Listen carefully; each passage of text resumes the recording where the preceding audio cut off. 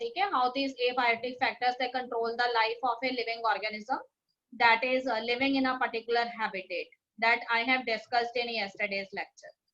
So बस थोड़ा सा बता रही हूँ, उसमें टेम्परेचर आ जाता है, ठीक है, वाटर आ जाती है, सनलाइट है, एंड देन सॉइल आ जाती है। अगर आपने रिकॉर्डिंग नहीं सुनी है, आप उसको एक बार सुन लें, आपको बड़े आराम से समझ में आ जाएगा। दोनों रिकॉर्डिंग मैंने भेजी है आपको, ठीक है, मेरे चैनल से जो रिकॉर्डिंग है वो भी भेजी हुई है, और जो स्कूल के चैनल में है वो भी भेज दी है, तो आप उसको एक बार सुन लें। I am not going to repeat it again. So today I am discuss with the response of the abiotic factors, ठीक है, कल मैंने ये थोड़ा सा बताया था। तो देखो बेटे, रिस्पॉन्सेज टू एबायोटिक फैक्टर्स में हमें ये बताया गया है, तो कहता है कि कोई भी ऑर्गेनिज्म जो है जिस हैबिटेट के अंदर रहता है, ठीक है, कभी भी उस हैबिटेट की जो कंडीशंस है ना, वो हमेशा एक जैसी नहीं रहती, ठीक है। The conditions that are present in a particular habitat always changes drastically, हमेशा उसमें ड्रास्टिक चेंजेस आती रहती हैं। तो जो भी ऑर्गेनिज्म है उसको उसके हैबिटेट में प्रेजेंट जो कंडीशंस हैं उसके अकॉर्डिंग क्या करना पड़ता है, कोप करना पड़ता है, अपने आप को एडजस्ट करना पड़ता है, ताकि वो ये स्ट्रेसफुल कंडीशंस जो हैं उनको झेल सके।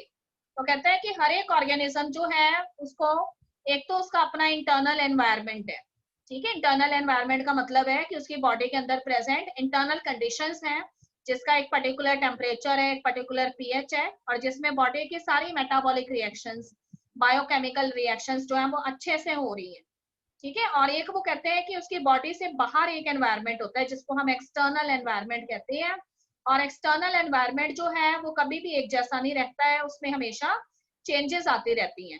पर क्योंकि आपको पता है कि स्पीशीज जो है वो हैबिटेट में मिलियंस ऑफ ईयर से रह रही हैं, ठीक है, काफी सालों से वो उस हैबिटेट के अंदर रह रही हैं, और हैबिटेट की कंडीशन क्योंकि कांस्टेंट नहीं है, तो स्पीशीज जो है वो हमेशा ये कोशिश करती हैं कि वो अपना जो इंटरनल एनवायरनमेंट है, ठीक है, उसको हमेशा वैसा ही बना रहने दें जैसा कि वो है, और एक्सटर्नल एनवायरनमेंट के अकॉर्डिंग अपने आप को एडजस्ट करने के लिए अपने अंदर क्या लाती है, नेसेसरी चेंजेस लाती है, ठीक है। जैसे मैंने कल आपको बताया था कि एक सिंपल सा हमारा एग्जांपल है मैमल्स में से, और आपको पता है ह्यूमंस जो है वो मैमल्स के अंदर आते हैं। तो कहते हैं कि अगर समर का सीजन होता है तो देखो हमारी बॉडी का जो नॉर्मल टेम्परेचर है वो 37 डिग्री सेल्सियस है, जिसमें हमारी बॉडी की सभी बायोकेमिकल रिएक्शंस प्रोसीड करती हैं। और बाहर का अगर टेम्परेचर समर सीजन के अंदर बढ़ जाता है, ठीक है, तो हमारी बॉडी जो है अपने आपको कैसे एडजस्ट करती है उस टेम्परेचर के अकॉर्डिंग। तो कहते हैं कि हम यहाँ पे एक्सेसिव प्रेस्पायरेशन करने लग जाते हैं, हमें बहुत ज्यादा पसीना आने लग जाता है, स्वेटिंग होती है, ठीक है। स्वेटिंग होने से हमारी बॉडी को क्या मिलता है, कूलिंग इफेक्ट मिलता है, और कुछ टाइम बाद जो है चाहे बाहर का टेम्परेचर जितना भी है, हम अपने आप को ये महसूस करते हैं कि we can adjust our self according to that ambient temperature. Ambient means the temperature which is present which is now in present condition, okay बेटे। और अगर वो कहता है कि विंटर का सीजन है, तो देखो मैमल्स अपने आप को कैसे एडजस्ट करेंगे, तो विंटर सीजन में हम क्या करते हैं, हमारी बॉडी का टेम्परेचर जो है वो काफी लो हो चुका होता है, और बाहर के टेम्परेचर भी बहुत कम है, हम अपना 37 degree Celsius body temperature maintain करना चाहते हैं, तो आप क्या करने लग जाती है, आपकी बॉडी शिवरिंग करने लग जाती है, ठीक है। आप अपने हाथ इस तरीके से रब करने लग जाएंगे, अगर अपने हैंड्स को रब करेंगे आपको हीट मिलेगी, और उससे आपकी बॉडी को वार्म महसूस होगा, या फिर आप फैट रिच डाइट लेते हैं जिससे आपको हीट मिलती है उस टाइम पर। तो इस तरह से कहते हैं कि हमारी बॉडी हमेशा एक एबिलिटी रखती है कि वो अपना कांस्टेंट जो इंटरनल टेम्परेचर है उसको मेंटेन करके रख सके। तो ये कांस्टेंट इंटरनल टेम्परेचर जो हमारी बॉडी के अंदर प्रेजेंट होता है, एनवायरनमेंट जो हमारी बॉडी में प्रेजेंट होता है, इंटरनल एनवायरनमेंट, इसको हम होम्योस्टेसिस कहते हैं, ठीक है। तो कभी भी कहता है कि बाहर की जो भी कंडीशंस हैं उससे हमारी बॉडी का जो होम्योस्टेसिस है वो डिस्टर्ब नहीं होता, ओके बेटे। अब देखो नेक्स्ट टॉपिक में आपको मैं बताने जा रही हूँ कि अलग अलग तरह के ऑर्गेनिज्म कौन से मेथड्स अडॉप्ट करते हैं जिससे वो अपनी बॉडी का होम्योस्टेसिस मेंटेन करके रख पाते हैं। तो फर्स्ट टाइप के जो ऑर्गेनिजम्स हैं हमारे पास, उनको हम रेगुलेटर्स कहते हैं, they are known as regulators, ठीक है बेटे। तो फर्स्ट प्रोसेस हमारा रेगुलेट है। तो कहते हैं कि ऐसे ऑर्गेनिजम्स जो अपना होम्योस्टेसिस जो है उसको किसी फिजियोलॉजिकल मीन्स की वजह से, जो बाहर का एम्बिएंट टेम्परेचर है या बाहर की जो एनवायरमेंटल कंडीशंस हैं उसके अकॉर्डिंग रेगुलेट कर लेते हैं, उन्हें हम रेगुलेटर्स कहते हैं, ठीक है। जैसे बर्ड्स और मैमल्स का अगर हम एग्जांपल दें, तो बर्ड्स और मैमल्स या कुछ वर्टिब्रेट्स हैं, इनवर्टिब्रेट्स हैं, वो क्या कर सकते हैं, थर्मो रेगुलेशन और ऑस्मो रेगुलेशन कर सकते हैं। ठीक है, तो मैमल्स भी इसी के अंदर आ जाएंगे कि मैमल्स जो है वो इतने सारे तरह के हैबिटेट्स जो है वो शेयर करते हैं। हम कहते हैं कि मैमल्स जो है वो पोलर रीजन में भी हमें मिलते हैं, हमें सहारा डेजर्ट के अंदर भी मिलते हैं, अंटार्कटिका में भी मिलते हैं, हमें इक्वेटर पे भी मिलते हैं। ठीक है बेटे, तो अलग अलग तरह की वेराइटी ऑफ हैबिटेट्स में मैमल कैसे रह पा रहे हैं, तो कहते हैं कि वो अपनी बॉडी के टेम्परेचर को भी रेगुलेट कर सकते हैं, अपनी बॉडी का ऑस्मोटिक रेगुलेशन जो है उसको भी मेंटेन कर सकते हैं। ठीक है, आप देखेंगे आपने कभी भी बर्ड्स जो है उनको पानी पीते नहीं देखा होगा, बहुत ही ज्यादा गर्मी की कंडीशन में बर्ड्स पानी पीते हैं। ठीक है, क्योंकि वो कैसे एनिमल्स हैं, वो वार्म ब्लडेड एनिमल्स। ठीक है, टेम्परेचर जो है उसको रेगुलेट कर लेते हैं जिस तरह की कंडीशंस होती है। ओके बेटे, तो उन्हें हम रेगुलेटर्स कहते हैं। अब देखो यहाँ पे हमने लिखा है कि हाउ दिस मैमल्स रेगुलेट, ये मैं ऑलरेडी आपको बता चुकी हूँ। नॉर्मल बॉडी टेम्परेचर उनका 37 डिग्री सेल्सियस है, और समर में उन्होंने क्या करनी है, स्वेटिंग करनी है, स्वेटिंग से उनको कूलिंग इफेक्ट मिलेगा। और विंटर्स के अंदर वो शिवरिंग करेंगे, शिवरिंग जो है उससे उनका जो टेम्परेचर लो हो चुका होगा वो फिर से क्या हो जाएगा, मेंटेन हो जाएगा, क्योंकि shivering is a kind of exercise which generate heat, और इससे बॉडी टेम्परेचर रेज हो जाता है। इस तरह से विंटर में और समर में दोनों कंडीशंस में वो इजीली सर्वाइव कर पाएंगे। ठीक है बेटे, मैमल्स। अब सेकंड टाइप के एनिमल्स जो है उनको हम कॉन्फॉर्मर्स कहते हैं, या कॉन्फॉर्म वर्ड यहाँ पे यूज किया गया है। तो कहता है कि बहुत सारे ऐसे एनिमल्स हैं, बहुत सारे ऐसे प्लांट्स हैं जो अपनी बॉडी का जो टेम्परेचर है, ठीक है, जो कांस्टेंट उनका इंटरनल टेम्परेचर है उसको मेंटेन नहीं कर पाते एक्सटर्नल एनवायरनमेंट के अकॉर्डिंग। तो आपने कई बार देखा है कि जब बहुत ज्यादा ठंड का मौसम होता है, ठीक है, तो काफी सारे प्लांट्स जो है उनकी डेथ होने लग जाती है। तो कहते हैं कि बहुत ठंड पड़ी है इस साल, इसलिए ये सारी क्रॉप्स खराब हो गई। ओके बेटे, तो इस तरह से वो कहते हैं कि ऐसे एनिमल्स जो होते हैं वो एक नैरो रेंज ऑफ टेम्परेचर के अकॉर्डिंग रहते हैं। जैसे इक्वेटिक एनिमल्स की अगर हम बात करें, तो इक्वेटिक एनिमल्स जो है अगर वो फ्रेश वाटर में रहने वाले इक्वेटिक एनिमल्स हैं तो आप उनको ओशन में नहीं रख सकते, क्योंकि ओशंस में सॉल्ट की कंसेंट्रेशन ज्यादा रहेगी। ठीक है, अगर वो सलाइन वाटर में रहने वाले एनिमल्स हैं तो आप उन्हें फ्रेश वाटर में नहीं छोड़ सकते हैं, यानी उनके अंदर ये एबिलिटी ही नहीं है कि वो अपना ऑस्मो रेगुलेशन कर सके। अगर उन्हें आप इन कंडीशन से हटाकर किसी ऐसी कंडीशन में रखेंगे जो उनके लिए फेवरेबल नहीं है, तो उनकी क्या हो जाएगी, डेथ हो जाएगी, उन्हें क्रिटिकल सिचुएशंस फेस करनी पड़ेंगी। ओके बेटे, थर्मो रेगुलेशन जो है वो इन एनिमल्स के लिए बहुत ही एक्सपेंसिव प्रोसेस होता है। ठीक है, जैसे वो कहते हैं कि आप छोटे छोटे एनिमल्स की अगर बात करें, जैसे श्रूज हैं, हमिंग बर्ड्स हैं, तो कभी भी आपको श्रूज या हमिंग बर्ड्स है ना वो पोलर रीजन में देखने को नहीं मिलेंगे। ठीक है, ऐसे इलाके जो बहुत ज्यादा ठंडे इलाके हैं वहां पे आपको छोटे साइज के बर्ड्स कभी नहीं मिलते देखने को। ठीक है, कारण क्या है, तो कहते हैं कि उनका जो बॉडी टेम्परेचर होता है वो मेंटेन नहीं हो पाता। क्यों नहीं मेंटेन हो पाता, क्योंकि देखो यहाँ पे उसने बताया है कि अगर आपने थर्मोडायनेमिक्स अच्छे से पढ़ा हुआ है केमिस्ट्री में, तो आपको पता है कि हीट लॉस और हीट गेन जो है वो किससे रिलेटेड होता है, सरफेस एरिया से रिलेटेड होता है। तो छोटे एनिमल्स जो होते हैं, ठीक है, देखो यहाँ पे small animals have a larger surface area relative to their volume, उनके वॉल्यूम के कंपैरिजन में उनका जो छोटे एनिमल्स हैं उनका सरफेस एरिया जो है वो ज्यादा होता है, इसलिए उनकी बॉडी में से हीट फटाफट लॉस होती है। और इसलिए अगर बाहर की कंडीशंस कोल्ड कंडीशंस हैं तो उस केस में उनकी बॉडी में से हीट लॉस जल्दी होने की वजह से उनकी डेथ हो सकती है, और इसीलिए वो कभी भी ठंडे इलाकों में या पोलर रीजन्स में नहीं मिलेंगे। ठीक है बेटे, इसको उसी तरीके से हम समझेंगे जैसे हमारे फ्लोर के ऊपर पानी गिर गया है, तो अगर आप उस पानी को फैला देते हैं फ्लोर के ऊपर तो वो जल्दी सूख जाता है, और अगर आप उसको नहीं फैलाएंगे तो वो टाइम लेगा। उसी तरह से कहता है कि जो छोटे बर्ड्स होते हैं उनका जो बॉडी वॉल्यूम है वो उनके सरफेस एरिया के कंपैरिजन में कम होता है, और सरफेस एरिया उनका ज्यादा होता है। अगर सरफेस एरिया ज्यादा होगा तो उनकी बॉडी में से जल्दी जल्दी हीट लॉस हो जाएगी, और इस वजह से वो कोल्ड एनवायरनमेंट जो है उसमें सर्वाइव नहीं कर पाएंगे। इसलिए पोलर रीजन्स में हमिंग बर्ड्स या श्रूज जो स्मॉल एनिमल्स होते हैं वो नहीं देखे जाते। ठीक है, तो ये बोर्ड में आ चुका है क्वेश्चन कि why the small animals such as shrews and humming birds they are not found in the polar regions. तो इसका आंसर आपने ये बताना है। उसके बाद देखिए फिर आगे उसने बताया हुआ है कि some species have evolved the ability to regulate but only a very limited range of environmental conditions beyond which they simply conform। ठीक है, कुछ ऐसी स्पीशीज भी आती हैं कन्फॉर्मर्स में कि अगर बाहर का टेम्परेचर चेंज हो गया है तो अपने बॉडी का टेम्परेचर उसके अकॉर्डिंग थोड़ा बहुत बनाने की वो कोशिश करती हैं, पर 100% नहीं बनवा पाती। ठीक है, तो अगर आप किसी फ्रेश वाटर एनिमल को ला के सलाइन वाटर के अंदर डालेंगे ओशन में, तो ऐसे नहीं है कि जैसे आपने डाला है तुरंत उसकी डेथ हो जाएगी। कुछ टाइम उसकी बॉडी एडजस्ट करने की कोशिश करेगी, पर अगर वो लंबे समय तक उन्हीं कंडीशंस में बना रहेगा तो उसकी डेथ जो है वो पॉसिबल है। ठीक है बेटे, तो यहाँ पे देखो लिखा है if the stressful external conditions are localised or remain only for a short duration, the organism has two other alternatives for survival. कहता है कि सपोज करिए कि कोई एनिमल जिस हैबिटेट के अंदर रह रहा है उसमें कुछ टाइम के लिए कोई स्ट्रेसफुल कंडीशंस आ गई है, ठीक है, शॉर्ट ड्यूरेशन के लिए कुछ स्ट्रेसफुल कंडीशंस आ गई हैं, तो उस केस में एनिमल जो है वो अपने आप को बचाने के लिए, अपने सर्वाइवल के लिए दो ऑप्शन चुन सकता है। इसको आप कैसे समझेंगे?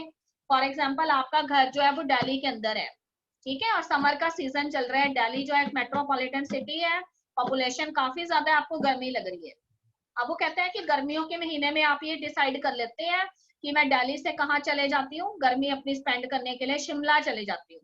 आप 2 महीने के लिए शिमला चले जाते हैं और उसके बाद अपना समर सीजन वहां पे आप स्पेंड करके जब दिल्ली में कंडीशन ठीक होगी आप वापस आते। ठीक है बेटे, तो आपने क्या किया, एक टेम्परेरी माइग्रेशन कर लिया अपनी स्ट्रेसफुल कंडीशंस जो उनको अवॉइड करने के लिए।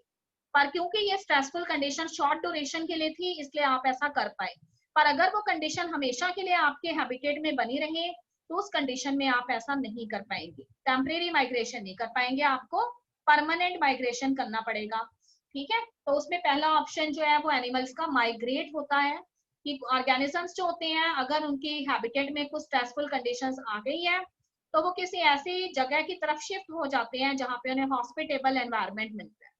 तो उसमें देखो उसने एग्जांपल आपको दिया है माइग्रेटरी बर्ड्स का, कि माइग्रेटरी बर्ड्स में जिसमें आप साइबेरियन क्रेन्स के बारे में जानते हैं, तो इंडिया के अंदर एक नेशनल पार्क है जिसका नाम है क्योलाडा नेशनल पार्क। ठीक है, भरतपुर के अंदर एक वाइल्ड लाइफ सेंचुरी है राजस्थान में।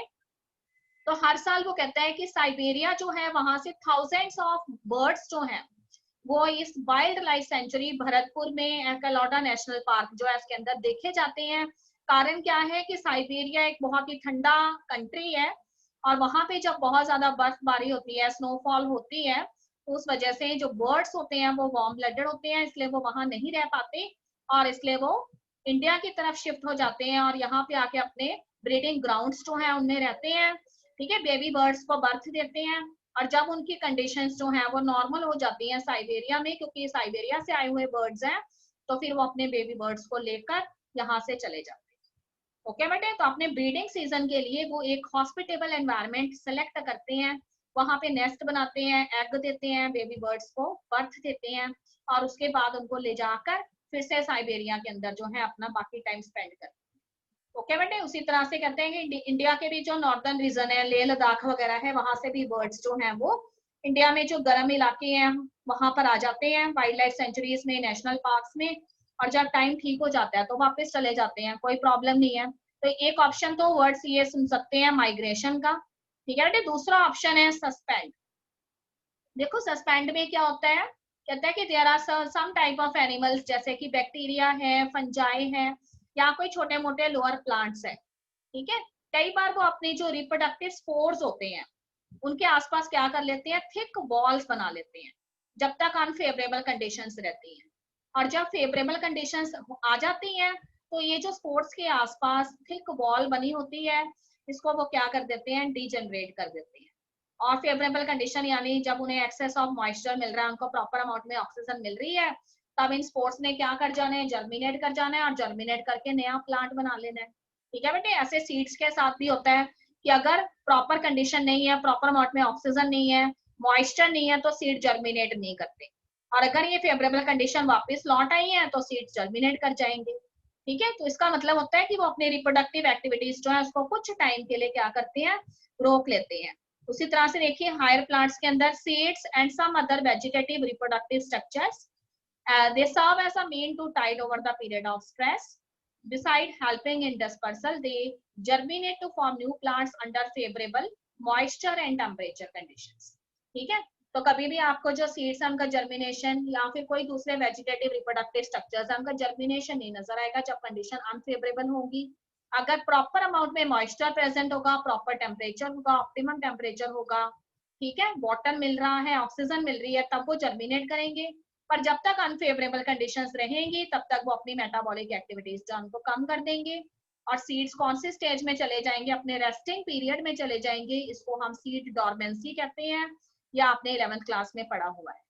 ओके बेटे, इसके अलावा देखो ऊपर मैंने आपको बताया कि बैक्टीरिया के स्पोर्स अपने आसपास थिक वॉल बना लेते हैं, तो इस प्रोसेस को हम पेरिनेशन कहते हैं। ठीक है, 11th क्लास में मैंने ये क्वेश्चन भी डाला था 1 मार्क का, व्हाट इज पेरिनेशन। तो perennation is the presence of a thick wall around the spores when the conditions are not favorable in case of bacteria and fungi, but when the conditions become favorable this thick wall degenerate and the spores germinate. Okay बेटे, उसके बाद देखो suspend में उसने animal का भी example दिया है, तो कहते हैं कि एनिमल्स जो है वो भी अपना जो मुश्किल टाइम होता है उसमें स्ट्रेसफुल कंडीशंस जो है उनसे अपने आप को बचाने के लिए कुछ मेथड अडॉप्ट करते हैं। जैसे हम पोलर बियर्स की बात करते हैं, तो आपको पता है पोलर बियर्स जो है वो ठंडे इलाके के एनिमल्स हैं, तो कई बार वो कहता है कि जब बहुत ज्यादा ठंड पड़ जाती है, ठीक है, अब वो इतने लेजी हैं कि वो अपने हैबिटेट को छोड़ के तो जा नहीं सकते, तो वो क्या करते हैं विंटर सीजन जो है उसमें ज्यादा ठंड पड़ने की वजह से वो वहां पर बने रहते हैं और अपने आप को सरवाइव करने के लिए, बचाने के लिए वो क्या करते हैं हाइबरनेशन पे चले जाते हैं, जिसे विंटर स्लीप कहते हैं। तो कोई भी पोलर बियर आप देखेंगे वो आपको हिलता डुलता नहीं नजर आएगा, उसका फर भी काफी ज्यादा बढ़ जाएगा, ठीक है, और खाएगा पिएगा भी नहीं उस टाइम पर, अपनी रिप्रोडक्टिव एक्टिविटीज कम कर देगा और एक लंबी स्लीप पे चला जाएगा सर्दियों की वजह से, इसीलिए इसको विंटर स्लीप या हाइबरनेशन कहते हैं। उसी तरह से कहते हैं कि अगर हम बात करें स्नेल्स की या फिशेस की, तो स्नेल्स और फिशेस जो है वो समर के टाइम पर एक समर स्लीप पे चले जाते हैं जिसको एस्टिवेशन कहते हैं। क्योंकि देखो अगर गर्मी ज्यादा पड़ेगी, पर आपको ये तो पता है कि वाटर की अपनी एक लेटेंट हीट होती है, और अगर बहुत ज्यादा गर्मी पड़ रही है तो उस केस में वाटर का टेम्परेचर रेज कर सकता है और उसमें रहने वाली जो फिशेस हैं या फिर उसमें रहने वाले जो स्नेल्स हैं उनको प्रॉब्लम आ सकती है उस टेम्परेचर और एक्स्ट्रा हीट की वजह से। तो उस कंडीशन को अवॉइड करने के लिए वो क्या करते हैं समर के दौरान अपनी रिप्रोडक्टिव एक्टिविटीज कम कर देते हैं और किसमें चले जाते हैं एस्टिवेशन में चले जाते हैं। ओके बेटे, इससे उनमें हीट या डेसिकेशन की प्रॉब्लम्स नहीं रहती। अब देखो थर्ड पॉइंट यहाँ पे आपको बताया हुआ है कि अनफेवरेबल कंडीशंस में जो जू प्लैंक्टन्स होते हैं, स्मॉल छोटे छोटे से वॉर्म्स होते हैं, ठीक है, लेक्स के अंदर पॉन्ड्स के अंदर, जिन्हें जू प्लैंक्टन्स कहते हैं, और ये जू प्लैंक्टन्स जो है वो अपनी एक रिप्रोडक्टिव सस्पेंशन की स्टेज में चले जाते हैं जिसको डाइपॉज कहते हैं। ठीक है बेटे, डाइपॉज के दौरान जू प्लैंक्टन स्पीशीज जो है उनका फर्दर डेवलपमेंट नहीं होता, वो अपने डेवलपमेंट के स्टेजेस जो है उनको रोक लेते हैं, तो इसीलिए स्टेज को हमने यहाँ पे क्या बोला है डाइपॉज बोला है। तो आपने याद रखना है पोलर बियर है तो हाइबरनेशन में जाएगा, अगर स्नेल्स और फिशेज हैं तो एस्टिवेशन में जाएंगी, और अगर जू प्लैंक्टन्स हैं तो फिर वो डाइपॉज की स्टेज में चले जाएंगे। ओके बेटे, क्लियर है यहाँ तक? यस बेटा, कोई प्रॉब्लम? Yes ma'am. ओके, देखो अब हम अपनी एनसीईआरटी बुक के अकॉर्डिंग हम लोग अब कर चुके हैं 225 पेज पर, जहां पे सस्पेंड लिखा है ना उन्होंने, वहां तक हमने कर लिया है। उसके नीचे देखो एक पैराग्राफ दिया हुआ है, उस पैराग्राफ से मैंने ये तीनों टर्म्स उठाई हैं, हाइबरनेशन, एस्टिवेशन और डाइपॉज। ठीक है, इसमें बोर्ड पे हमारे हमारे हमें क्वेश्चन आ चुका हुआ है कि एनिमल्स जो हैं वो सस्पेंशन का जो मेथड है उससे कैसे अपने आप को कैसे अपनी हेल्प करते हैं सर्वाइवल के लिए। ठीक है, तो उसमें आपने ये एग्जांपल देने हैं, आपको पता होना चाहिए कि पोलर बियर हाइबरनेशन करता है, एस्टिवेशन कौन करेगा, फिशेस और स्नेल्स करेंगे, एंड तीसरे नंबर पे आपको पता होना चाहिए कि जू प्लैंक्टन स्पीशीज क्या करती है डाइपॉज करती है। ओके बेटे, यहाँ तक कोई दिक्कत तो नहीं किसी बच्चे को? यस। अब मैं पेज नंबर 225 पे टॉपिक है हमारा अडेप्टेशन। ठीक है बेटे, अडेप्टेशन वाले टॉपिक पर हूँ और इसको छोड़ के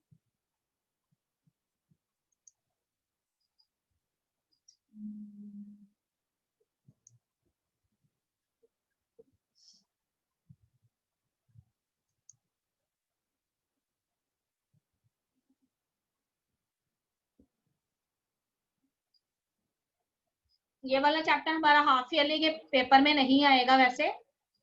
ठीक है बेटे, अब तक बस आपने बायोटेक के जो 2 चैप्टर हमने पहले किए हैं, एप्लीकेशन ऑफ बायोटेक्नोलॉजी, वहां तक कर लेना है, क्योंकि हमें उन्होंने हाफ ईयरली का पेपर जो है वो वापस कर दिया है और हम उसको फिर से रिवाइज करने वाले हैं।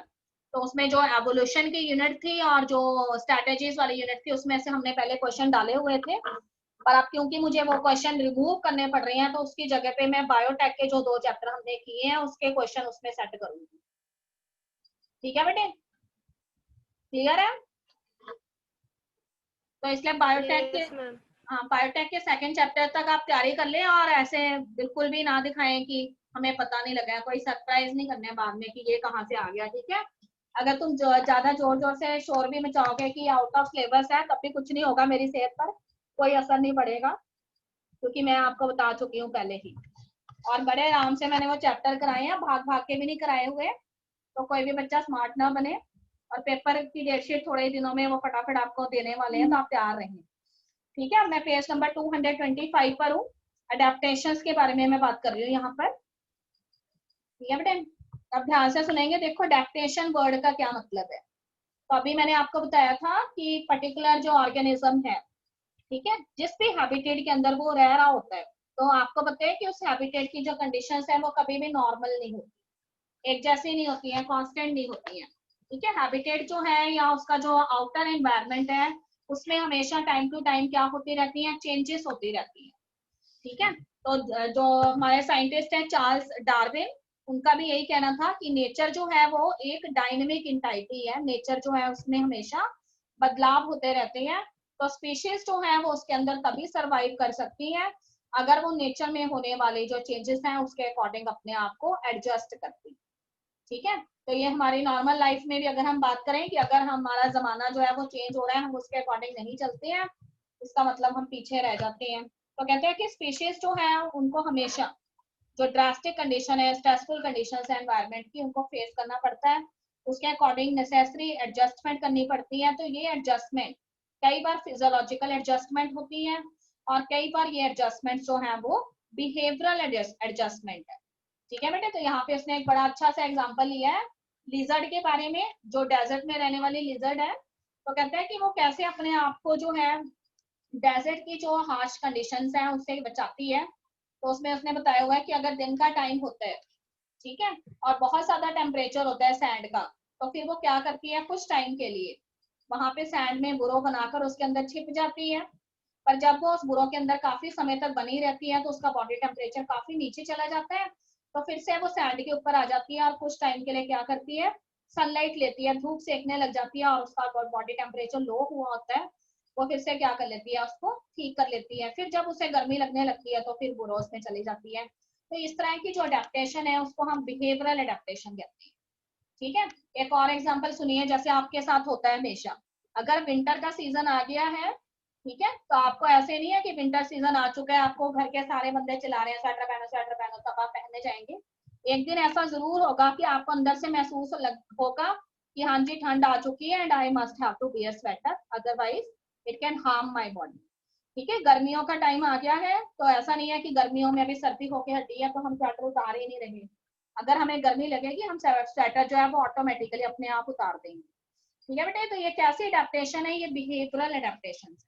उसी तरह से कहते हैं कि हमारी जो बॉडी है उसमें कई तरह की फिजियोलॉजिकल एडजस्टमेंट भी देखने पड़ते हैं, ठीक है। और एक तरह का बिहेवियरल एडेप्टेशन का एक और एग्जांपल है, जैसे बर्ड्स का मैंने आपको बताया कि साइबेरियन क्रेन्स जो है वो वैसे तो कहाँ की रहने वाली है, साइबेरिया की रहने वाली है, और वो एक कोल्ड वाला मतलब कंट्री है, काफी ठंडा इलाका है, ठीक है। पर बर्ड्स हैं क्योंकि, तो बर्ड्स जो है वो वार्म ब्लडेड होते हैं, बहुत ज्यादा ठंड नहीं लाइक करते। तो जब साइबेरिया में हैवी स्नोफॉल हो जानी है, तो इसका मतलब साइबेरियन क्रेन्स वहां नहीं रह सकती हैं, तो उन्हें कहाँ आना पड़ता है, इंडिया की तरफ आना पड़ता है। इंडिया में वो भरतपुर जो नेशनल ये वाइल्ड लाइफ सेंचुरी है वहां पे आके रहने लग जाती हैं, ठीक है बेटे।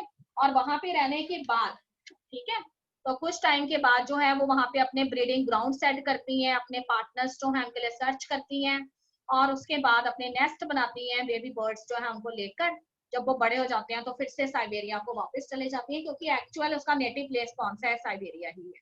तो ये भी किसका एग्जाम्पल है, बिहेवियरल चेंजेस का एग्जाम्पल है, ठीक है बेटे। अब यहाँ पे वो कहते हैं कि अडेप्टेशन वर्ड का क्या मतलब है। तो अडेप्टेशन जो है वो कहते हैं कि किसी भी ऑर्गेनिज्म के अंदर पाई जाने वाली एक ऐसी प्रॉपर्टी है, ठीक है, जिसकी वजह से उसकी मॉर्फोलॉजी में, उसके बिहेवियर में और उसकी फिजियोलॉजी के अंदर चेंजेस आ सकते हैं, ठीक है। It is a kind of a process by virtue of which there are some changes seen in the morphology of the organism, ठीक है, या फिर उसके बिहेवियर में चेंजेस आ सकती हैं, या फिर उसकी फिजियोलॉजी में चेंजेस आ सकती हैं। देखो मॉर्फोलॉजी के बेसिस पे कैसे समझेंगे कि अगर कुछ ऐसे प्लांट हैं, जो ऐसी कंडीशंस के अंदर हमें देखने को मिलते हैं जहां पर कि बहुत ज्यादा वाटर नहीं है, ठीक है बेटे, तो उसके लीव्स खास तरह के होंगे इन प्लांट्स के। अगर नॉर्मल लीव्स की हम बात करें तो नॉर्मल लीव्स जो है वो काफी थिन रहते हैं, पर अगर हम डेजर्ट प्लांट के अंदर, जो डेजर्ट के अंदर पाए जाने वाले प्लांट्स हैं, उनके लीव्स को देखेंगे तो ये लीव्स काफी थिक होते हैं। ठीक है, क्यों ये लीव्स इतने थिक हैं? तो कहते हैं कि इसके अंदर वैक्सी लेयर प्रेजेंट होती है जिसको क्यूटिकल कहते हैं, और क्यूटिकल जो है वो उनकी बॉडी में से वाटर लॉस नहीं होने देती, क्योंकि वहां पे ऑलरेडी वाटर की डेफिशिएंसी है। ठीक है, तो जितना वाटर इनके पास होता है एटलीस्ट उसको ये बचा के रखते हैं। दूसरी एक इंपॉर्टेंट प्रॉपर्टी देखो डेजर्ट प्लांट्स में क्या देखने को मिलेगी, इनके स्टोमेटा कभी भी अपर सरफेस पे नहीं होंगे लीफ के, हमेशा लीफ के अंदर छिपे हुए रहते हैं। ठीक है बेटे, तो वो भी हमें मालूम है कि लीव्स के अंदर हिडन स्टोमेटा इसीलिए होते हैं कि अगर स्टोमेटा सरफेस पे होते तो उसमें से वाटर का भी लॉस होता, गैसेस का भी लॉस होता, पर यहाँ पे स्टोमेटा काफी डीपली बेडेड होते हैं, तो इसलिए जब वाटर डेफिशिएंसी होती है स्टोमेटा क्लोज हो जाते हैं और वाटर लॉस नहीं होने देते हैं। ठीक है, अब वो कहते हैं कि अगर हम अडेप्टेशन की बात करते हैं तो क्या ये अडेप्टेशन आज ही लिविंग ऑर्गेनिज्म के अंदर आ गई है, या फिर वो कहते हैं कि इसको डेवलप होने में काफी टाइम लगा है।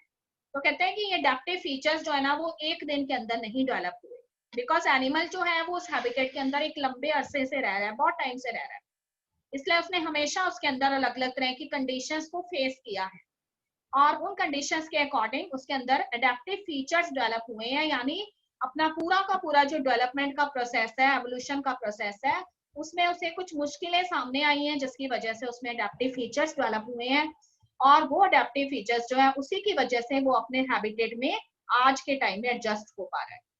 तो अडेप्टेशन जो है वो एक दिन में होने वाला प्रोसेस नहीं है, वो काफी दिनों से चला आ रहा है और उसकी वजह से फाइनल स्टेज पर पहुंचा है। ओके बेटा, फिर देखो उसने यहाँ पे एक आपको सिंपल सा एग्जांपल दिया है कंगारू रैट का।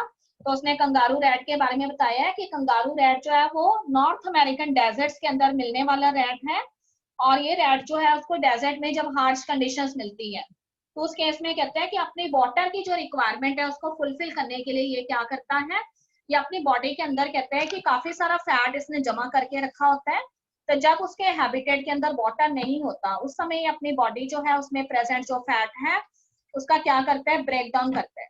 ठीक है बेटे, और ब्रेक डाउन करने के बाद इस केमिकल रिएक्शन के दौरान उसे बाय प्रोडक्ट के रूप में क्या मिलता है, वाटर मिलता है, और यही वाटर जो है उससे वो वाटर रिलेटेड जो अपनी डिमांड्स है उनको सेटिस्फाई कर लेता है।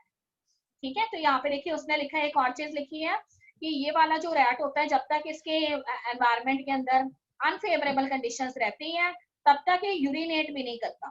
ठीक है, यूरिन एक्सपेल ही नहीं करता, यूरिन इसलिए नहीं एक्सपेल करता ताकि वाटर का लॉस ना हो, और इस तरह से कम जो वाटर है वो एक्सक्रीटरी प्रोडक्ट के रूप में इसकी बॉडी में से बाहर आती है।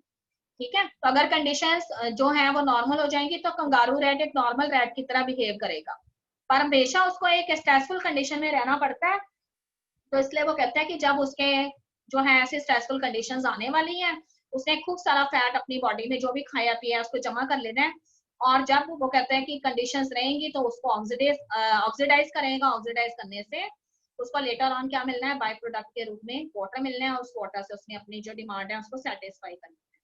ठीक है बेटे, उसके नीचे वाले पैराग्राफ में उसने आपको डेजर्ट प्लांट्स का बताया, वो मैं आपको ऑलरेडी बता चुकी हूँ कि डेजर्ट प्लांट्स जो है उनमें लीफ की जो सरफेसेस होती हैं उस पर थिक क्यूटिकल पाए जाते हैं जो वाटर लॉस नहीं होने देते हैं, और दूसरी बात है कि स्टोमेटास जो होते हैं उनके डीप पिट्स के अंदर प्रेजेंट होते हैं, इस तरह के स्टोमेटास को हम सक्कन स्टोमेटा कहते हैं, और इससे वाटर लॉस नहीं होता जो ट्रांसपीरेशन की वजह से होना होता है। ठीक है बेटे, और इसके अलावा कहते हैं कि इनके अंदर एक खास तरह का फोटोसिंथेटिक पाथवे चलता है जिसको हम कैम साइकिल कहते हैं।